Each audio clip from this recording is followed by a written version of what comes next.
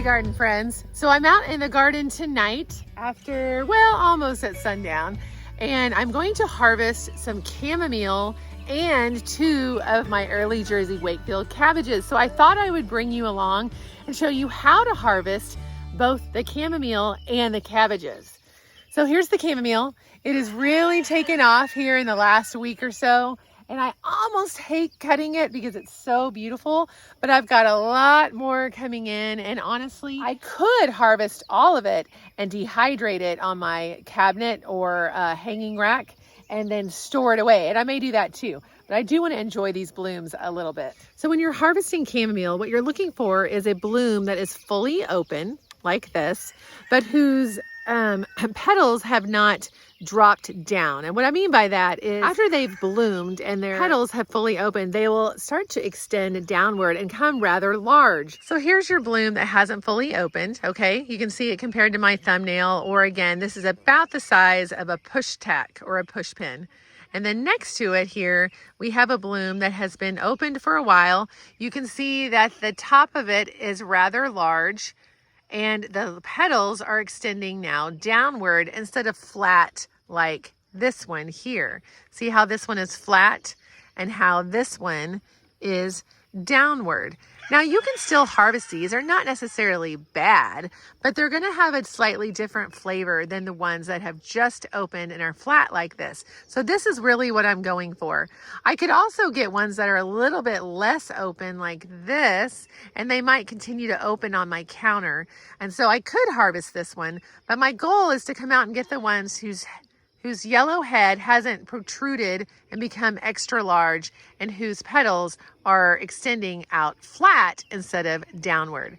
So all I'm going to do is I'm going to take my little scissors here. Now this is hard to do. I'm holding the camera, but I would clip the stem right about here and then just put it in my basket. When I get inside, I could put these directly into my teacup and brew them with hot water and let them sit for about 10 to 12 minutes. Or I can just lay them on my counter and allow them to dry. And I need to make sure that they have dried fully and store them for later use. So I will probably do both. I will probably have some fresh herbs for the week and some that I will store for later. Another thing to keep in mind when you're harvesting really any herb, but a flower like this in particular for tea, is you want to harvest them when they're dry. If you harvest them when they're wet, what kind of little bug is that? I'm gonna have to get out my bug app and look and see what that is. Ooh. Anyway, you don't want to harvest them when they're wet because it's going to take them longer to dry, and they have a higher chance of mildew and mold in your house. So that is why I don't harvest them in the morning, even though I want to, because they have dew on them and they'd be rather wet. I want to wait till the end of the day when they've been out in the heat of the sun and are fully dry from the day. So of course, again, I wouldn't want to harvest them after a rainfall either, again, to avoid them being wet and taking longer to dry on my counter. So that's really all you have to do to harvest chamomile. So I'm going to get my scissors here and harvest a bunch of this for my basket and then take it inside to drink and to dehydrate.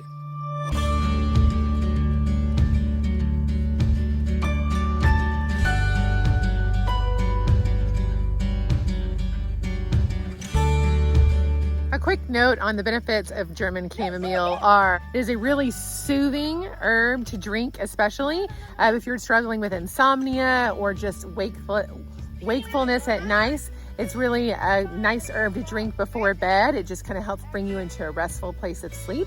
It's also really helpful for digestive disorders. It's great for menstrual disorders because of its ability to help relax muscles, which is also why it's really good for muscle spasms. So if you're struggling with that, magnesium is one thing, and chamomile is another you could take to help relax muscles and muscle spasms. And it's also known to be helpful for wound healing. Now that's probably when chamomile is used more as a salve or an ointment, but just for specifically for drinking tea, it's really great in the evenings to calm you down, to get you in that relaxed state. If you're having any sort of stomach issues, like for your children, chamomile is great for relaxing your stomach and helping with those cramps. So chamomile all around is just a great herb to have in the house. Okay, so it's time to harvest these early Jersey Wakefield cabbages. I'm really excited about these. I started these in March. I planted them out the early second week of April. And these two right here, they're nice, have nice firm heads. That's what you're looking for when you squeeze them, that they're nice and firm. They don't feel squishy. These two have like a perfectly egg-shaped head, which I'll show you here in a minute. So I'm gonna harvest these two tonight and keep my eyes out on the others that'll be ready to go here in the next week or so. So to harvest a cabbage, you could just pull it up from the roots, but it would actually be really wasteful because almost all brassicas, heading brassicas, if you cut them off, at the bottom leaves will produce offshoots or like little baby heads, multiple of them around the center where you cut off that head. So what I'm gonna do is I am going to come down to the bottom row of leaves and I'm gonna cut with a sharp knife right there at that head and allow the outer leaves to remain, and that is where those offshoots will grow. So right here, these are the lower leaves that I'm gonna leave, and then right here at the stem is where I'm going to cut this head off. So I've got my sharp knife here, and I'm going to cut right here at the stem.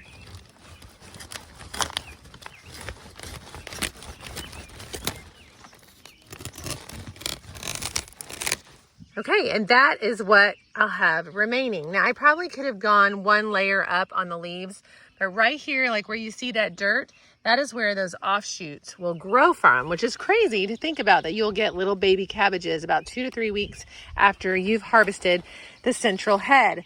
So here's the central head of this one.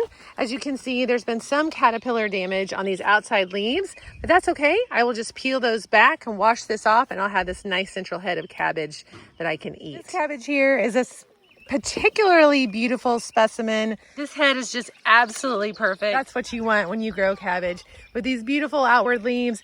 This one's hardly been touched by caterpillars at all. I'm really grateful that this one made it through. There's our harvest for the night. 2 really nice cabbage heads and some chamomile. Such a fun time of year. I love being able to come out to the garden and harvest things to bring inside to eat. We harvested our first zucchini the other day. We're gonna have another couple ready here probably tomorrow and the next day. We're harvesting snow peas and sugar snap peas and chard, and we're starting to get some onions in. I love this time of year. So I hope that's been helpful to you, knowing how to harvest your cabbages so that you can leave the roots to create offshoots, and how to harvest chamomile for your tea or for dehydrating, or however you choose to use it in your home. As always, my name is Landon Gilfillan here at Pepper and Pine Garden Design, growing gardeners in their gardens, and we'll see you in the next video.